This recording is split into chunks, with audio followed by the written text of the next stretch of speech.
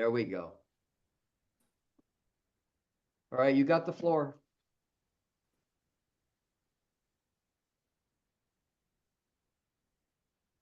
Bruce, you better mute yourself. Rabbi is muted. Rabbi, You're muted. Your mute sign is on. I can't hear you. Okay, There we go. it's okay now. Yes. Let's see if We now have it's video and working. audio. I hope that it will work. Let's see if it's charged. Okay. I was speaking about Professor Shalom Rosenberg, Zichrono Livracha. He passed away last year with 88 years old. He was a philosopher. He was a Jewish immigrant from Argentina, and he established his life in Jerusalem. He had eight kids and a big number of grandsons, and he became really one of the most important and influenced person from the last century. He won many awards from the Israeli University, and he became an emeritus professor for the Hebrew University. Then we will start with his question: what is Judaism? Judaism, it's not a simple question, because we have many ways to answer what is Judaism. And my idea with you, give me in between 20 and 30 minutes to talk, and then I will open for questions, and also I would like to hear your voices. There are many ways to understand what is Judaism. And first of all, let's start with some definitions. How we are known in front of others. We can be called as Hebrews, as we can be called Jews, and we can be called also not Israelis or Israelis. It's the contact with the land of Israel. It's the Israel citizens. In Spanish, we say Israelitas. Okay, that it's different than Israeli, because it's a way to be recognized by others, but it's not related to the land of Israel. When we are calling Hebrews, we need to remember the patriarch Abraham. He came from the other side of the river, Me'eber. This is the reason that he was called Hebrew, and we are calling also Hebrews. It's a way to be recognized for the others. Abraham was born in Babylon, and he came from the other side of the river, and this is the reason that he was recognized as Hebrew, and it's a way to be recognized as Hebrew. Yehudim in Hebrew, yes, it's related to the tribe of Judah. Okay, it's other way to be recognized, and this is the way to understand also who we are. When we are talking about Judaism, we are talking about identity. In one hand, we are talking about identity, but in the other hand, we are talking about identification. Okay, it's similar, but it's not the same. We have an identity like a family. Okay, all of us belongs to the people of Israel. Then, if we try to define Judaism, one of the definitions of Judaism is a people, a group of people, and we have a common father. Who is our common father? Abraham Avinu. In the name, we say Avinu, our father, Abraham, our father. When a person convert to Judaism, when any person, if it's a man, woman, LGBT, what you can imagine, always will be Ben or Bat Abraham Avinu. Always, this person will be son or daughter from Abraham Avinu, and the Reform and the Conservative movement. Later, they add Sarai Meinu, just to be equal. Son of Abraham and son or daughter from Sarah too. Okay, but we are part of the same family, and this family, it's the people of Israel. We are part of the people of Israel. I was born in Argentina. I moved to Brazil, but I continue to be part of the people of Israel. And to be part of the people of Israel, when we need to understand that we are part of a nation. Okay, other definition of Judaism, it's a nation. Judaism, it's a nation. But I'm part of the people. Okay, you are American, you are Jews. I'm Argentinian, Brazilian, I'm Polish, I'm Jew. Okay, it's not related to a land. Okay, to be American, I imagine you need to born in America. Okay, perhaps I don't know if you have the right to have an American citizenship if you born in another country. If you are a son or daughter for an American, you became automatically American. Then I'm a Jew. I was born in Argentina. You are Jews. You were born in America, and it's not related to a land. This is very important. It's related to the people, and this is part of Judaism. We can understand Judaism that we are part of the same people. It's very interesting that we receive in our people members or persons who are not who didn't born Jews, but they came Jews. Okay, this is not something restricted to the person who was born Jew. Other people can also be Jews. It's not just an heritage condition to be a Jew or to embrace Judaism. Also, if you are not Jew in the moment that you're born, you can be Jew by choice. Okay, Jew by choice. It's a way that, and this is coming from historically, the people who joined Abraham and Sarah. Okay, when you are talking about Abraham and Sarah, we are not talking exactly about Judaism, the same Judaism that we know nowadays, and know the same Judaism from the time of Moses, from Moshe. We are talking, when we are talking about Abraham and Sarah, we are talking about monotheism. Okay, monotheism with ethics values. Okay, with the time, the people develop these values, and we can understand later on that Judaism can also be defined as a religion. Okay, other definition of Judaism. What is Judaism? In one, our first definition, it's a group of people. Okay, it's a people, Judaism. We are Jews. We share same values, but in another way, our definition can be to be a Jew. It's a group of persons that have a common religion. We can call Judaism our religion, but not all Jews believe in God, which was the big revolution of Abraham Avinu. The big revolution of Abraham Avinu, I'm always, when I am speaking about Abraham Avinu, I am speaking about a revolutionary. He did a revolution. He came and he was the first in his generation that started to believe just in one God. Okay, it was a big revolution in his time. Nowadays, many religions believe in one God, but in his time, he was the first.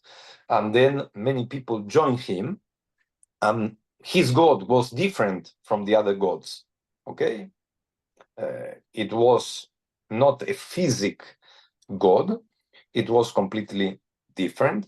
And the people who joined Abraham start to think in monotheism, and the evolution of this religion and the evolution of this way to believe really developed in the time of Moses with Moshe Rabbeinu, when Moses received the Torah. We receive the codes, we receive the commandments. Then we have a group of people who have a religion in common, who believe in one God. But what happens if you don't believe in this God? Can you be a Jew or not? And the answer is, of course, that you can be a Jew, because it's not the unique condition to embrace the religion to be a Jew. I know many people who is secular, okay? They are Jews, they consider Jews, but they are seculars, and they have their own right to be Jews and don't believe in God. It's a funny story that always I love to tell this story, that a secular Jew, of course, he don't believe in God, he don't believe in this God that was presented by the Bible, and then he knows that in another village was another secular Jew, and then he decided to visit this secular Jew during Yom Kippur, and he went really a lot of miles to arrive to the other village. And when he arrived to the secular home of this Jew, he was not there, and it was Yom Kippur. Okay, and he looked around the entire village, and he didn't find this secular Jew. And then he decided to go to the temple, and this other secular Jew was in the temple, and it was really unbelievable for this secular Jew, because he thought that in Yom Kippur he's not going to be in a place that everybody is going to pray. And the other Jew said, "This is my place, not because I believe in God. This is my place because here it's my people. Because I came here to join my people." Okay? And sometimes happen the same in our temple. I'm sure that not everybody believe in the same God, and don't believe in the same level in God. Each one of us, I'm sure, that have his own way to believe in this God and to imagine and to connect with this God. And there are many people perhaps who don't believe in God, but our place to be, it's our community. And now going back to the first definition, we are part of the people of Israel. And why people of Israel? Because Israel was the name of Jacob, okay? And the son of Jacob, who became the tribes, okay? They were the people of Israel. Remember that Jacob fight with a man that in fact it was not a man, it was an angel. He won, and then he asked to be blessed by this man who was an angel, and he blessed and said, "From this time you are not going to call Jacob, you are going to call Israel, because you fight with an angel and you won." And then the people who came after Jacob and the tribes, we are part of the people of Israel, okay? Not related to the land of Israel, related to Jacob, who changed his name to Israel, okay? Then in one hand, we are part of the people of Israel, and it's very clear that we are part of the same family, we have same values in common. But with Abraham, we started to build memory. Why? Because we started to have an history. We have the same story. When you consider part of a family, yes, we can tell the same stories. to the next generation.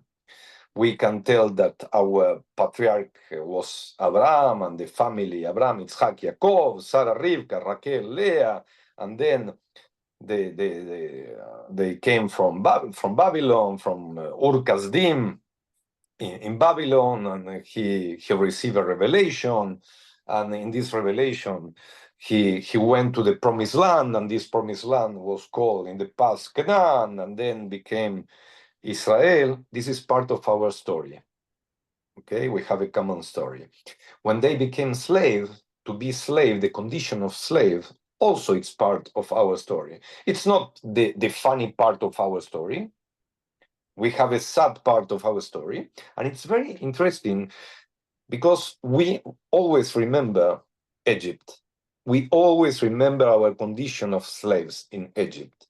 Okay, and this is not so common in other people to remember the bad part of the history. We remember every day and every Shabbat when we bless the Kiddush, okay? Zecher Litziat Mitzrayim, because we need to remember that we went out from Egypt, okay? From the slavery time to freedom, okay? But this is part of our memory. And this is very important to belong to a people. But what was happened in Egypt? We believe in one God.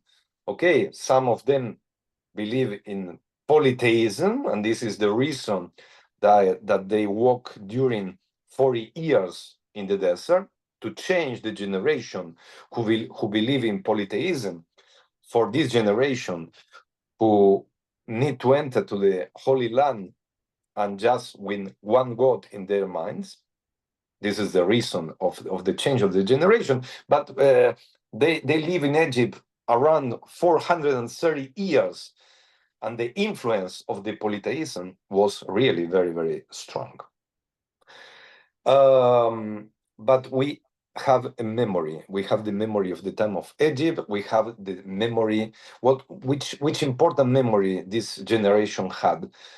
Mount Sinai. They received the Torah. In Mount Sinai, they received the commandments. And to be a people, one of the conditions to be a people, you need to have a common law. If you don't have a common law, you are not a people. You are just a group of persons. Okay? They were a group of persons. They build memory. They have stories. Now they receive a common law. They spoke the same language, okay? They spoke the same language, but to be a people, they need a land, okay? And because they were not in the land of Israel, they were foreigners in Egypt. When they came back to the land of Israel, we have the complete picture. We have a group of people with a common law, with a common language, with something that is very important. They start to celebrate common holidays, okay? And the first time that they celebrate Pesach was in Egypt. What was the first Pesach, the first Passover? They sacrificed animals. They sacrificed cows because the cow were a holy animal for the Egypts, and God proved them, and to see, let's see how they believe or not in my commandments.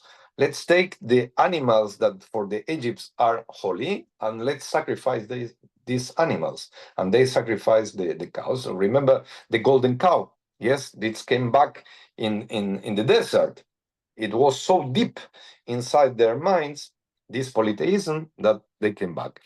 But this is the group of people of Israel, but they start to have responsibilities. And these responsibilities, it's the way that we keep till today, the mitzvot, the commandments. It's not just something to read or to know that there are 630 commandments. We need to practice what we are. And the unique way to be a Jew is to practice our commandments, to be involved. they are related to ethics, they are related to religion, they are related to general human rights. There are many ways, but we need to practice our Judaism. And this is a way to be a Jew. You need to practice Judaism. If you are fan for a team, okay, a basketball team, a baseball team, and you consider that you are part of the team, it's because you are fan, you know, you go to the stadium, you watch the match in the TV, you heard what's happened, you have a T-shirt. It's the same to be a Jew, okay? You need to practice your Judaism to be a Jew. It's very difficult. It's very the other side. If you don't practice, the other side of the practice is assimilation. Okay, what is assimilation? Assimilation, it's a word that we use that it's coming to be similar to. You are similar to the others. You are similar not to the people of Israel. You are similar. Assimilation, you became similar to the others. Okay, to your environment. And this is assimilation, okay? When you don't practice who you are. And this is part of the definition of the land of the people of Israel. Then we have people and we have the faith, okay? We are a people of faith. We believe. Yes, we have the Shema Israel Adonai Eloheinu Adonai Echad. And Carolee singing so beautiful every Shabbat Be'afta. This is part of our DNA, okay? Listen, people of Israel. Adonai Eloheinu, God is our God. God is one. This is Moshe Rabbeinu words after the golden cow episode in the desert. But to be a Jew, it's also a thing of faith. We are coming from the same family, but we believe and we accept the existence of one God. And this one God, it's different from other gods, from other people, okay? Then part of the definition of Judaism, we have a theology, we have a revelation, we believe in this revelation, we believe in the message of the prophet, we believe in the message of the different generations, and the different generations came with spiritual messages to the people of Israel, which was for example, in the time of the judges, in the time of the prophet, which was the mission of them, when the people was walking far from the right way. They remember the commandments. They said, you are in the wrong way. Come back. What we are doing now, the rabbis, we try to remember the commandments, and we try to stimulate our members to practice Judaism and to show them how beautiful and how healthy it's to practice Judaism, and to try to find answers through the Jewish values and not outside the Jewish tradition. Then we have a revelation. Sinai became an important place in our story, and we can consider the Torah like our constitution. Okay, the value of the Torah for the people of Israel, it's like a constitution. Okay, it's very clear. The American identity, yes. Do you believe in your constitution? Yes. Do you believe in your values? Yes. Do you keep your laws? Yes. Okay. And what happened? I'm a foreign that I moved to America. If I move to America, I need to keep the American rules and the American law. What happened with the person who tried to enter to the people of Israel? He need to keep the Jewish values. Okay. And for example, part of our practice is the Brit Milah, the circumcision. Okay, do you like to be one of us? You need to practice the circumcision. This is part of the condition. Also, if I'm a modern Jew, I'm consider that it's very important because it's part of our identity. Of course, that I respect the private decision from the parents, but I will stimulate the families to practice the Brit Milah because it's part of our tradition. And it's not just related with religion, it's related with identity. Okay?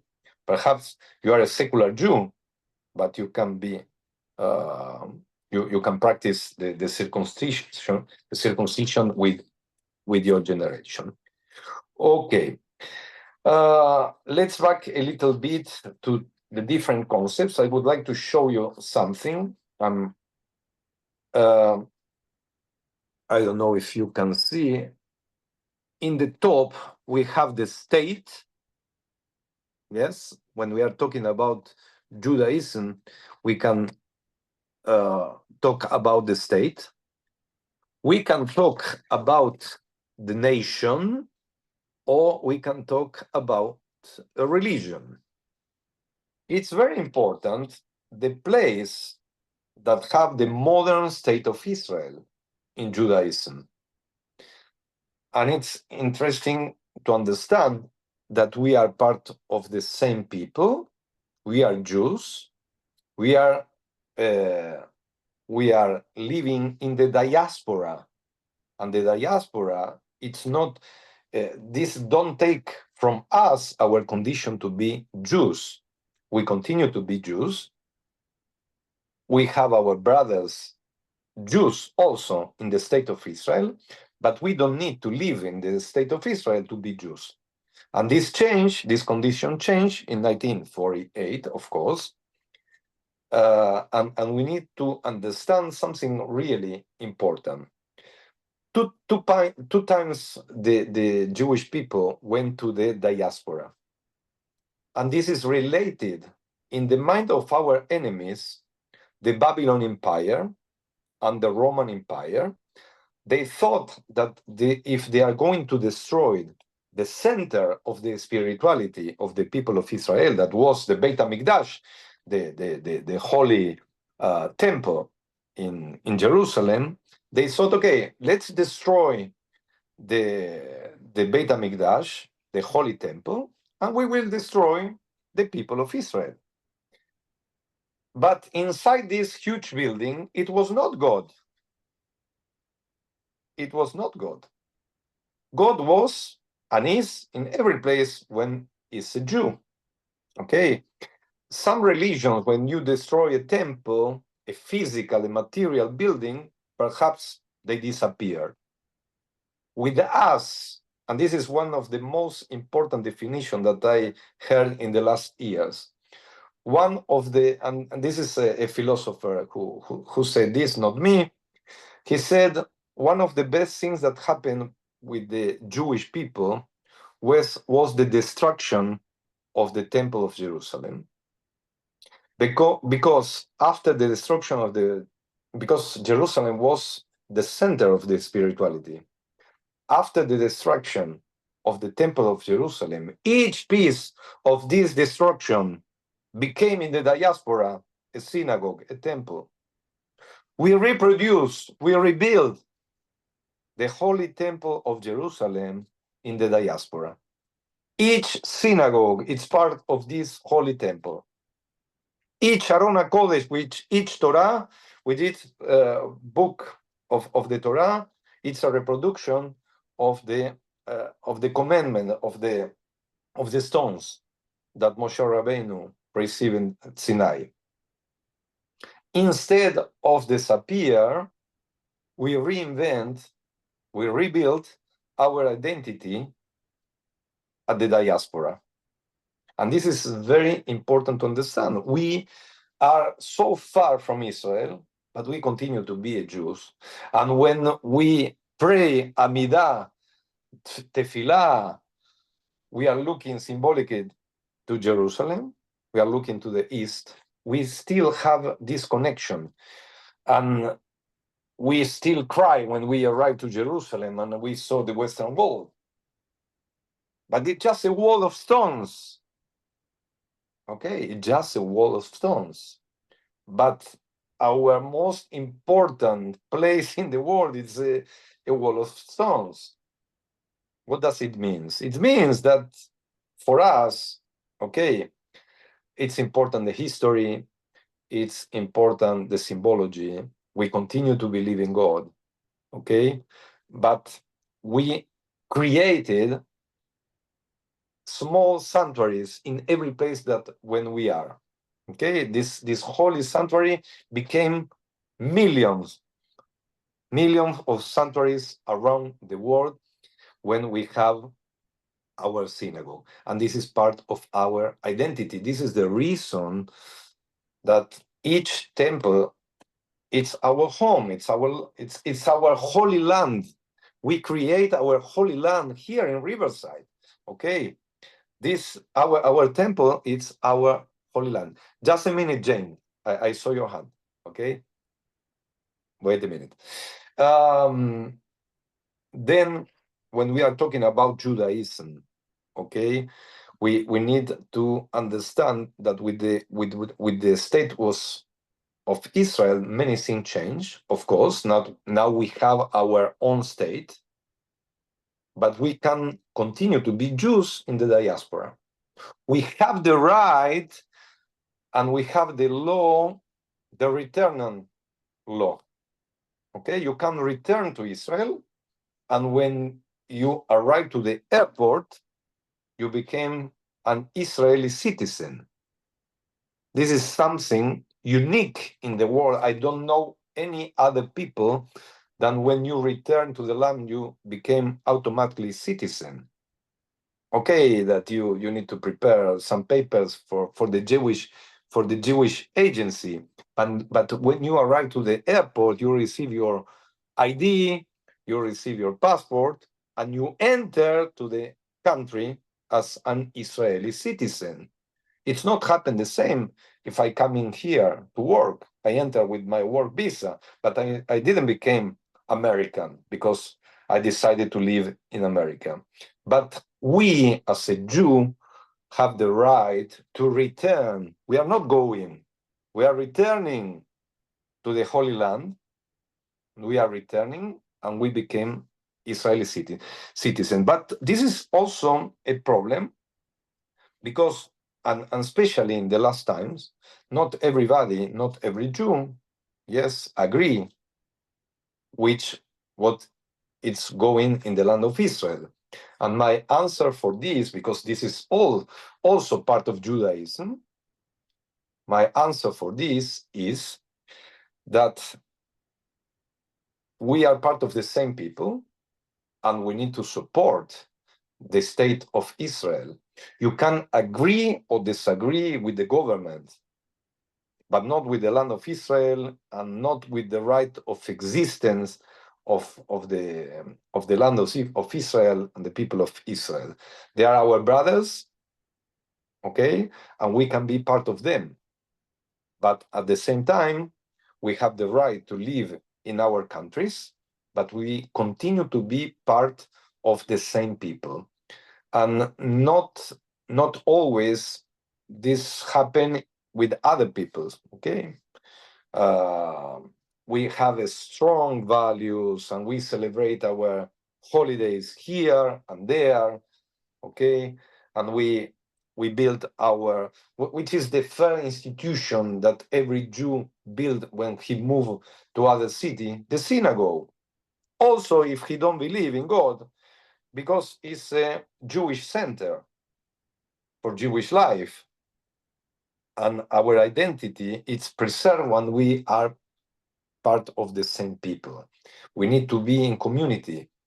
We are like when you are sitting in front of the fire, yes, and you see the fire. Try to imagine a day of a cold day during the winter, and you put some, I don't know, wood, okay, and you have small pieces of wood, and this is became a fire. When all the pieces of wood are together, you have a strong fire.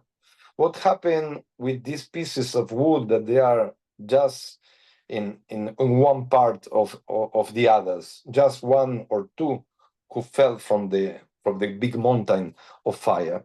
Okay, perhaps they are they give to you some light and some energy for a couple of minutes, but after this they disappear. Okay, the same happened with the people of Israel. If we are together, we have one energy, and we have power, and when we are far from each other, things like that happened in October 7 happened. Yes, the people fight in this time, but this is an issue for another meeting. Let me open the floor. Oh, I spoke more time than I supposed to speak. I'm sorry. This is one of the problems from the rabbis. They start, but they never stop. I would like to hear your voices. Let's start with Jane, please. Thank you, Rabbi. I really appreciate your comments. I feel that diaspora is hardwired into us and has been since the expulsion from the Garden of Eden. The rabbis tell us that God created the world in 6 days. He created Adam on the 6th day, and that Eve ate of the apple of the tree of knowledge and good and evil. So they had 1 day in paradise, they had 1 day in Eden, and then they were expelled. So we've been in diaspora from the beginning. And diaspora is not to be mourned. Diaspora is to be celebrated, because this is when we learn to deal with the world. We learn to flourish. We brought a new concept of religion. By the time we get to Abraham, again, we bring in this concept of monotheism. And one of the reasons I believe that other peoples hate us so much is because exactly we have done so well in diaspora. So diaspora to me is a blessing. We shouldn't mourn it. We shouldn't cry over it. We should celebrate it. And we should, by following Torah, we should make the best of ourselves. I really think that's the lesson. At least it is for me. It's kind of become a mantra for me in just the last few months of study. So I just wanted to put that out there. Thank you very much, Jane. I just can tell you that the word diaspora is coming for dispersion, okay? And dispersion is not bad. Yes, but it's related. Perhaps you heard this from one rabbi. He said that it's coming from Adam and Eve. I'm thinking that it's the term of diaspora. It's related more when the people of Israel, when the enemy expelled them from Israel, 586 before the 0 year, or the common era. Yes, Yeah. We don't say before Jesus, the common era, and in the year 70 of our time, with the Babylons and with the empire, the Roman Empire. I don't consider diaspora. I'm sorry. I Mhm. disagree. I disagree with this concept of Adam and Eve. I'm thinking that they were in the paradise and the way they expelled from the paradise, but it was not diaspora because in Well, that. maybe I should have used the word expulsion instead Okay. of diaspora. But Okay. expulsion is part, I mean, it's in our Torah. So we have to consider this. We have to take this story and ask, how is it relevant to us? And expulsion is part of our history. If you look at the history of the Jews, 90%, over 90% of their history, they are not in Israel. They are in other lands. And they did well. I'm not saying there weren't persecutions, there was the Holocaust, etc. We have a resilience. There's something in our core that says we're not giving up. Of course. You know, there's some, otherwise we wouldn't have lasted this long. If you look at the history of other nations, people are expelled, their religious centers or their political centers have been destroyed, and you don't hear about them anymore. No, they disappeared. Yeah, up to today, you hear about us. I'm just Yes. saying there, you know, we're hardwired for the hard times. Okay, Jane, thank you very much. Let's open the microphone and let's invite Christine Galli to participate and to her Yeah. thoughts. It's Gailey. Gaily, But that's Gaily, okay. thank you, Gaily. I answer to almost anything, though, you know, really. But to me, coming at it to Judaism as an anthropologist, of course, I'm thinking about other peoples who have been expelled and are living in diaspora and so on and so forth. But to me, one of the most unique things about Judaism is the way that the people have tried to live despite huge transformative and not always in a good way processes of state formation, class formation, and imperialism happening to them, and that there's always been this core of the practice and the home, not necessarily rigidly defined, and that the culture as practices, as belief, as belief not in the abstract but belief as practice, is deeply sustaining, and that in that sense they are a nation in the way that Native American peoples were nations. They were not the state. The state, in fact, tried to kill them, and they were not a religion. You don't talk about Native American religions because it's not really the issue. There's a creator being, and then there's the practice on earth, and that the people reconstitute, as one of the Mohawk told me, one of the Mohawk elders told me, that the culture is reconstituted every time a story is told to children, and that the story always changes.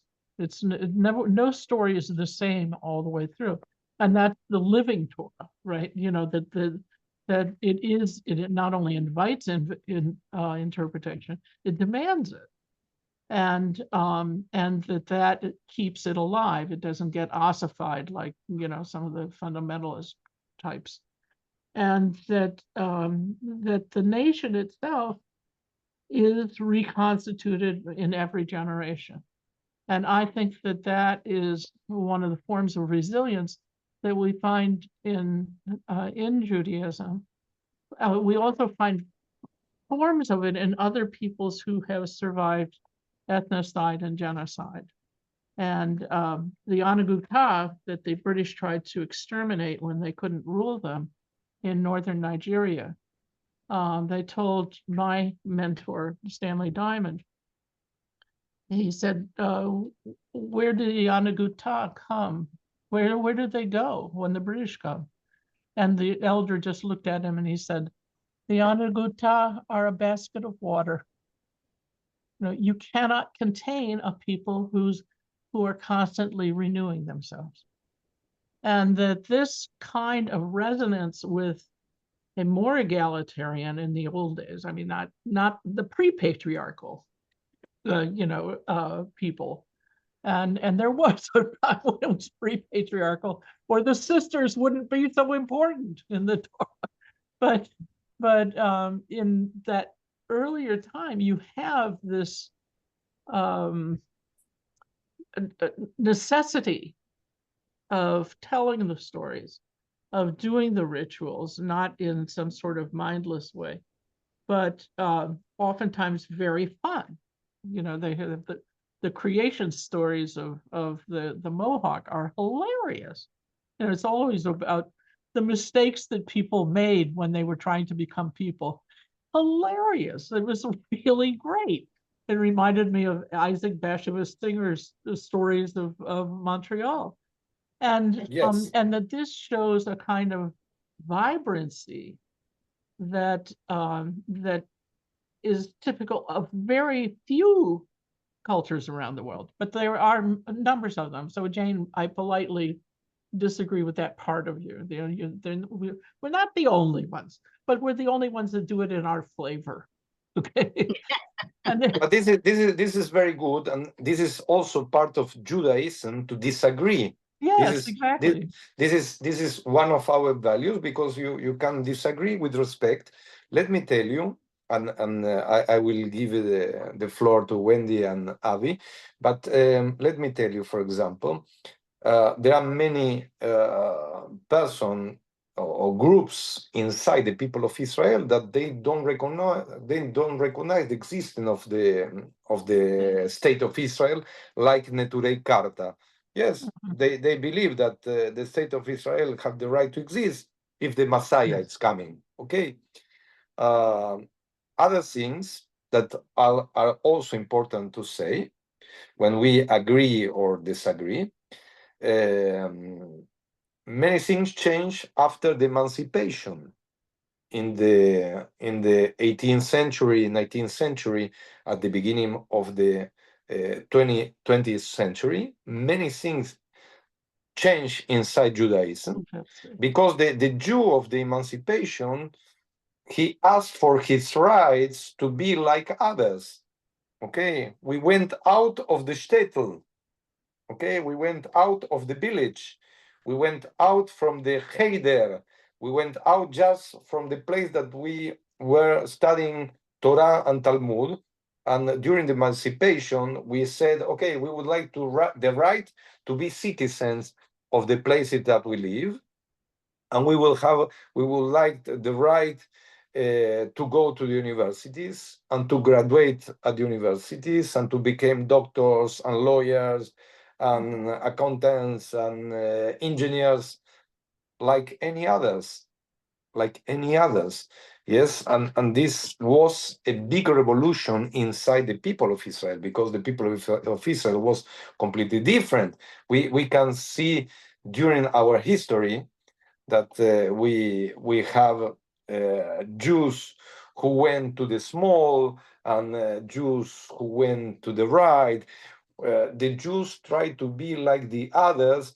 It's very important to remember, for example, in the Soviet Union, yes, the Bund party, that it was a party of Jews, workers who would like to defend their rights. Because they were Jews, they didn't have the right to be inside other parties, and they create his own party to fight for their rights. Okay, and you have very influenced Jews in the right, in the left, the Jew try. We are talking about Judaism, but we have many colors. We have many ways to be a Jew. Okay, and for example, LGBT plus friendly city like Tel Aviv, there are not a lot of cities around the world like Tel Aviv. Okay, but if you are going and you try to develop a parade in the Pride Day in Jerusalem, will be a problem, because the Orthodox we will hate this decision. Yes, we need to remember that one person was killed in a LGBT parade in Jerusalem some years ago. But this is part of our diversity. Okay, we respect the diversity, sometimes with extremes, yes, but we are a people with diversity. Okay, let's open microphone for Wendy, and let me say to Wendy, happy birthday. It was Wendy's birthday this week, last Tuesday. Okay, Wendy, open your microphone. Okay. Oh, do you, No, I'm gonna turn mine off. hang on one second. Oh, your voice, it's coming from heaven. That's it. Sorry. We're all listening. I don't get this thing regular times. Just hit the mute button. Where? Perhaps you need to close your sound. Just keep open the microphone. There. Okay, there we go. All right, the Yes. problem is our computers are next to each other. And so, anyway, a couple things I wanted to say to address what Jane was saying earlier was the exceptionally rosy picture she was painting about how we have done in diaspora, because the fact of the matter is, once we were expelled 2,000 years ago, since then, the world population has done this, and the Jewish population has been flat. So as Benjamin Netanyahu's father once says, we are a remnant of a remnant because of the systematic persecutions over the years with the Crusades and auto da fe and all this other stuff. But but we're stubborn. And we have a large part of the remnant is still here, as we've had our rituals and our traditions that stick from generation to generation. And it's why the more observant you are at home, the more likely your children will stay Jewish. And I have met people without a country who still identify as, like, for example, I've met people who are Assyrian and just say, yeah, Assyria doesn't exist anymore. I don't have a country anymore. So there's plenty of people who still maintain their identity, even though they don't have a land anymore. So I wanted to point that out also. But what you were saying about our diversity, I feel like our diversity of thought is kind of baked into Judaism. If you just look at the Talmud, it's just the rabbis arguing with each other. And they put down everyone's version of the argument. It doesn't say in the Talmud, this rabbi is right and this rabbi is wrong. They just say, okay, this is this opinion, this is this other guy's opinion, and it's all good. We don't have the thought police. So, and that's why we do have the diversity we do. Thank you, Wendy. This is a very important point. But for example, it's the classic discussions between Hillel and Shammai. Yes, but they are not one who was right and other who was wrong. Both were right. One was more popular and the other one was less popular. But both had they gave big contributions to the people of Israel, and the same happened with the rabbis of the Talmud. Yes, the discussion, or through the discussion, we can learn, we can study, and we can see that sometimes the minority is also right. And this is the way that we understand. And through the I didn't spoke when I present to you the issue of Judaism. I didn't enter in Zionism, in the Zionist movement, but when we are talking about the Zionist movement, we are talking about one movement with many ideas. How to create the state of Israel, okay? And we have many branches. You have the political branch of Zionists and the religious branch of Zionists, and you have the agriculture branch, and you have the army branch. Okay, there are many ways that they thought how to establish the modern state of Israel. But what was happened in the end? They went together to establish the modern state of Israel.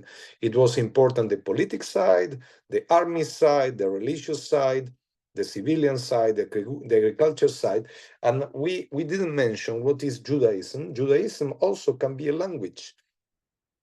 Hebrew, it's also Judaism, but it's not the unique condition to be a Jew, to speak Hebrew. Not every Jew speak Hebrew, but Hebrew is our language. It's supposed to be our common language. Our holy books were written in Hebrew. Our messages are coming from Hebrew. Okay, we as Jews, we are speaking many languages, but we have one common language. Okay, when you enter in the synagogues around the world, you can have the Siddur with the translation to the local language, but in one side of the book you will find Hebrew. Okay, and the Torah was written in Hebrew, and we read the Torah in Hebrew also if we don't understand, but the reading it's in Hebrew. Okay, language it's also part of our identity, and it's very important. It's not the same to read a book in the original language that in a vernacular language. Okay, this is also part of our identity. Avi, please. Good evening, Rabbi. Good evening. You just touched on a couple of the points that I was actually waiting for, and that is the fact that I'm not sure what being a Jew really is, to get down to those points. What I know is that I missed out on a lot of that early in life. What I like now and love is being reconnected to that part, in part thanks to my uncle, Rabbi Herbert Morris, who instilled a lot of that in me. And knowing that we've been around for 4,000, 5,000 years, you know, knowing that we're still around, no matter whether we've shrunk or whether we're larger in scope, but we're still there. And being part of that evolutionary process in Judaism is what is affecting me and most affects me at this point in my life. Learning Hebrew, thanks to Carol Lee, who cracks a really hard whip, and you know, learning it without the vowels, hello, has been a very a new learning process, and understanding the meanings of all those squiggles and those caricatures, and knowing that how much they mean. They've been around for thousands of years, and that's what to me is getting me back to that Judaism. And that to me is what being a Jew is all about, getting back to the traditions that have still evolved over all these centuries. And we're still here. And we're still accepting and we're still evolving. The LGBTQ crowd. I was married through Temple Bethel. How can I ever repay Temple Bethel for that absolute, you know, honor of having that done? So that's basically, to me, that's Judaism. And that's what instills me to keep coming back and to keep learning more and more. And I thank you for that opportunity. Good. And when you talk about this, yes, when we have a definition of Judaism, we need to remember that during the emancipation, the reform movement became really very strong, because the inspiration was in the reform movement from the churches in Germany, especially the Jewish were there, and they saw the evolution of the religion for our brothers and sisters from other religions. And they say, okay, if they open and they reform their own religions, why we can't reform our Judaism? And then during the emancipation, yes, the reform movement became really strong, and we have the conservative movement. And part of this evolution is to have nowadays, for example, a reconstructionist movement, and the reform movement, and the conservative movement, and the neo-Orthodox movement, and yes, and we have the people who don't believe the seculars. It's very funny. I know movements when you have a secular rabbi. What is a secular rabbi? Yes, but you have a secular rabbi inside the people of Israel, and he's considered a rabbi. Okay, and sometimes we don't have our own synagogues, and we are going to pray inside the church.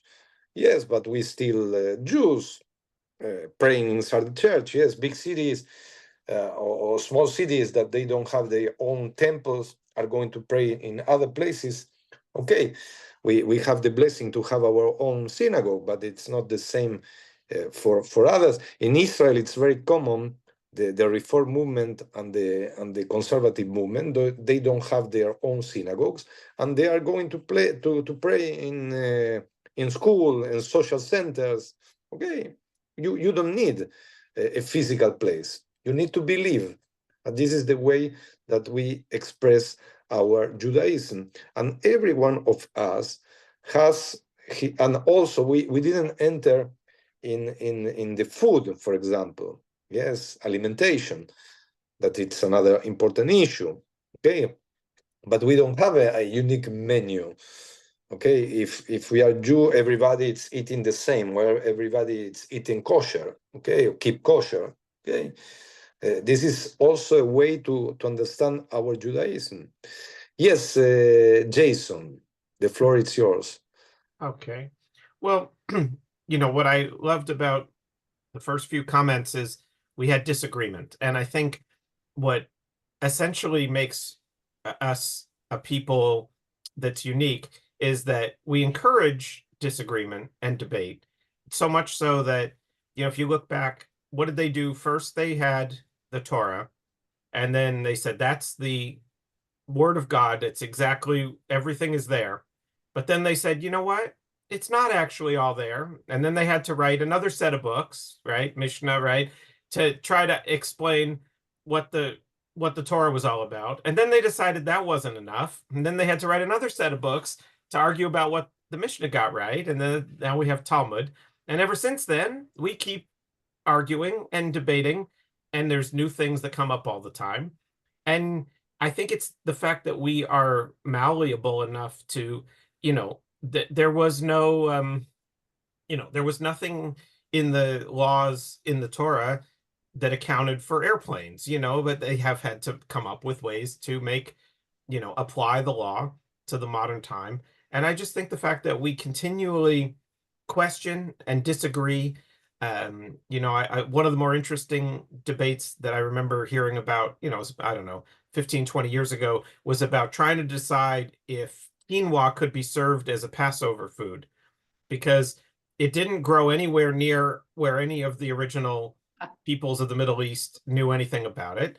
And the rabbis had to go to, where is it, Peru or whatever, and they had to go and see how it was grown so they could understand what it was and understand, is it kosher for Passover? Is it not? And I just love the fact that we have a process for continuing to evolve and manage our world. And there's still people who will tell you it doesn't matter that some rabbis said quinoa was kosher for Passover, they still won't eat it. Because there's always going to be some Jews who don't agree with anything. And I think that's part of the fun too, is you'll never get all of us to agree to anything. Of course. Thank you, Jason. I remember a funny story for the time of Hillel and Shammai.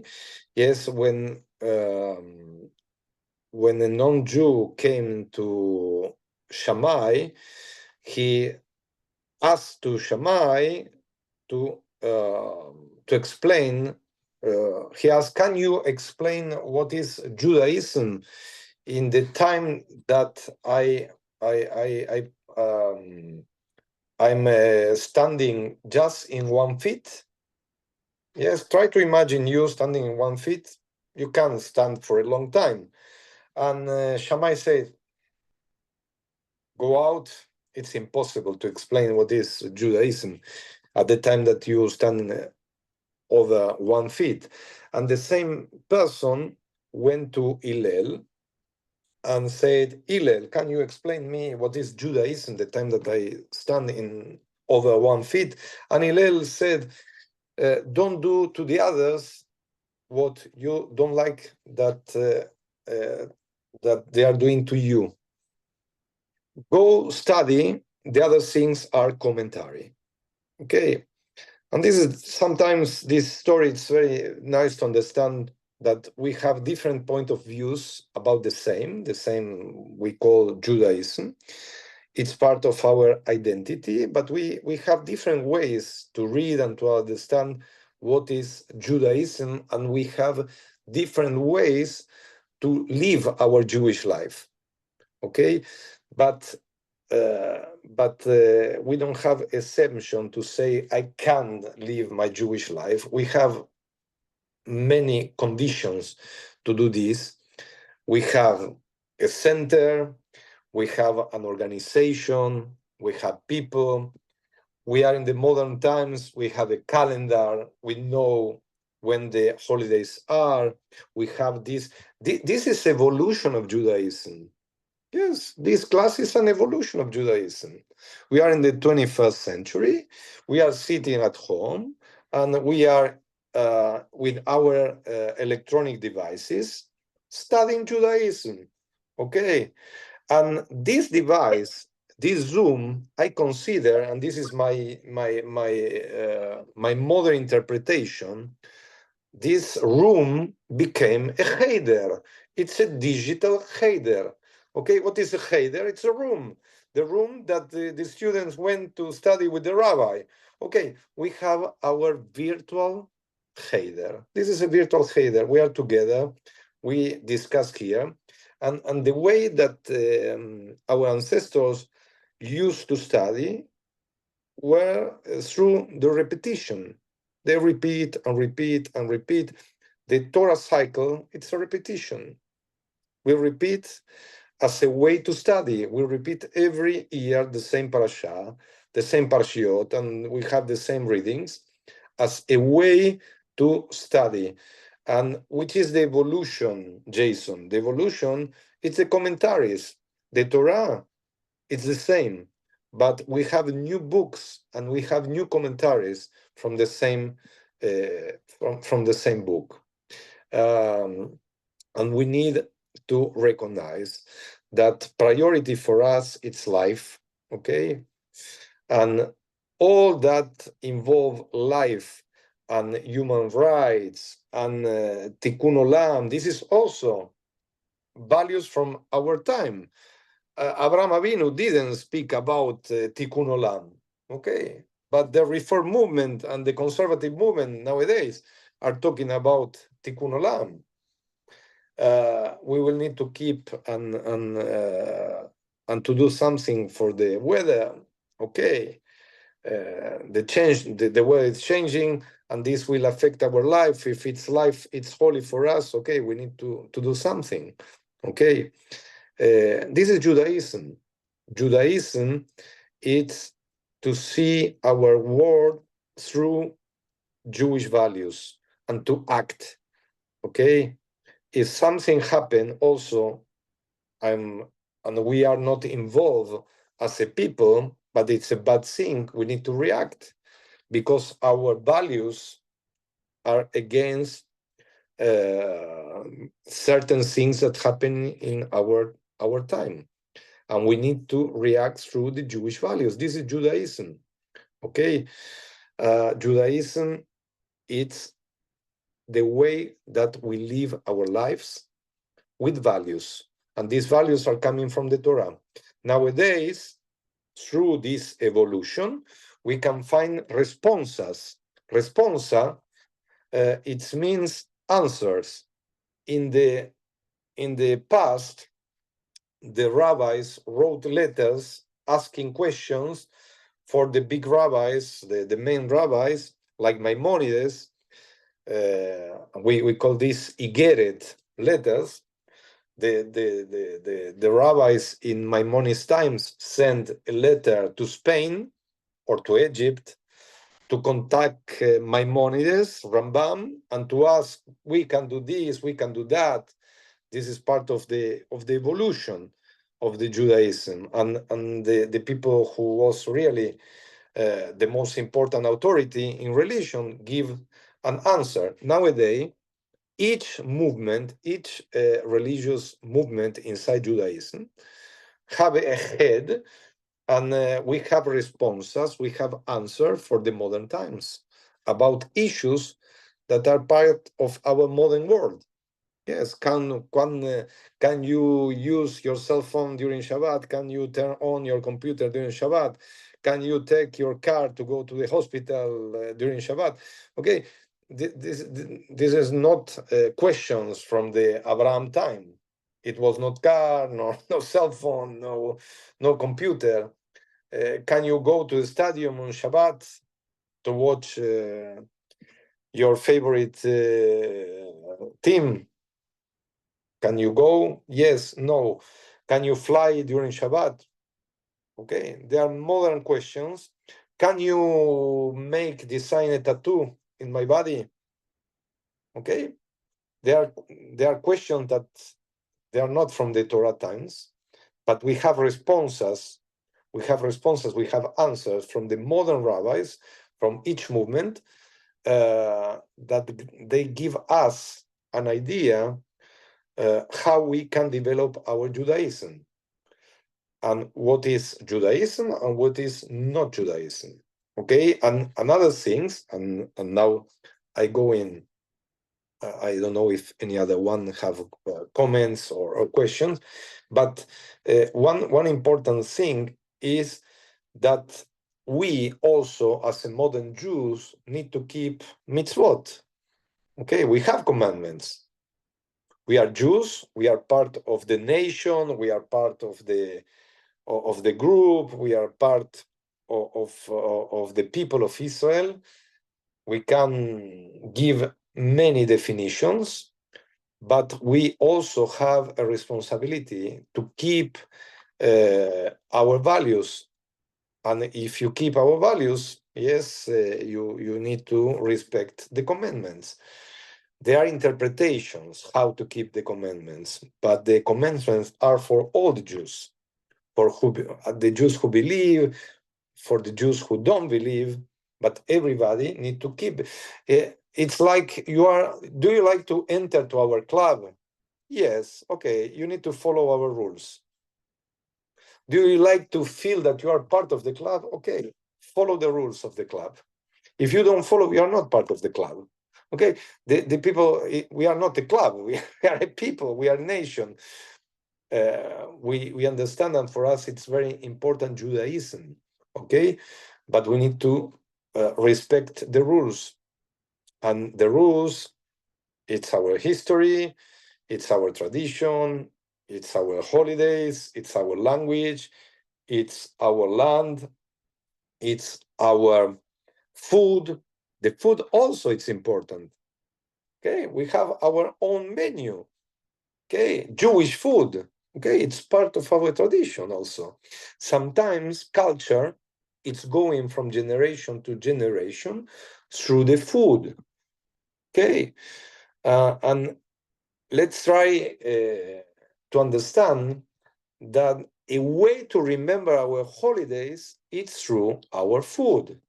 You have a specific food for Passover, and you have a specific food for Purim, and you have a specific food for Hanukkah, and you have a specific food for Shavuot. Okay, Shavuot, food related to milk. Hanukkah food related to oil. Okay, and during Rosh Hashanah we eat apple with honey. Okay, and during Purim we have Osnei Yaman. Okay, and each holiday have his own food as a way to remember the date. Okay, and we need to understand that when we remember the history, it's part of the evolution of that holidays. How our ancestors celebrate the holidays with sacrifice. They took an animal and they sacrificed the animal. Okay. I don't see any Jew nowadays taking an animal to sacrifice the animal to celebrate. Yes, Shabbat was a celebration with a double sacrifice. Okay. And the holidays with more animals were sacrificed. Okay. We don't have any more these rituals. Okay. These rituals gone when the temple was destroyed. Now we have new traditions. And one of the questions is, what will happen with Judaism if the Messiah is coming? We are going to rebuild the temple of Jerusalem. What will happen with our synagogues around the world? Okay, what will happen with the sacrifice? We are going back to sacrifice animals, yes or not? We don't know. But I'm thinking that it was an evolution, and this is a very nice case of evolution to study, okay, through an electronic device. Remember that perhaps 4 years ago, 5 years ago, no one of us knows what was Zoom. Yes, nobody of us. Everybody nowadays knows what is Zoom and became something common to everybody. Yes, or broadcaster service. It's very common around the world, not just for the Jewish institutions, but other religions are doing the same. Okay, this is the evolution of a culture. Judaism is also a culture. I spoke about I spoke about language, but we have culture written. We have authors, we have books. Okay, and this is also Judaism. We have artists who paint Judaism. Okay, there are many expressions of Judaism, but we are a life tradition. We are a life culture. We are a life religion.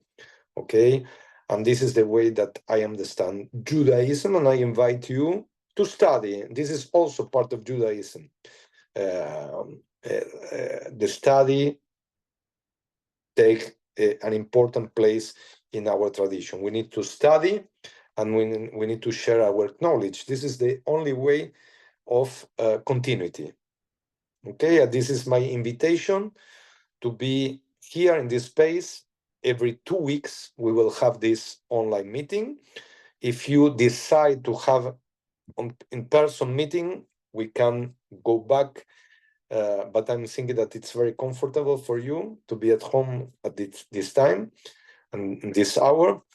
But we are open different places to study. Okay, 1 week we will have this adult course.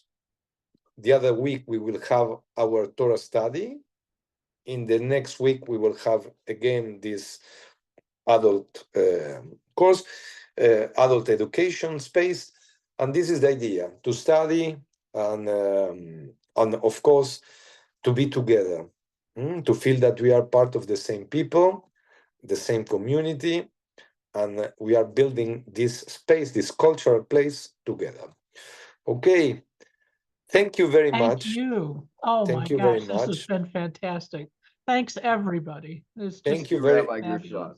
I'm apologize by the technical problems that I had at the beginning. Well, we but never for- have that problem, right? But next time, I'm thinking that's also through the cell phone you could hear me, and I really appreciate the presence of each one of you. Okay, I wish you good evening, and I hope to see you tomorrow to celebrate Shabbat. Indeed.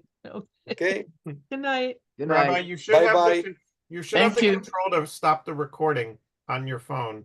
Oh, Marcella messaged me that she made you a host, so you could do it. Okay, I will try to do this through my phone to stop and to close the session.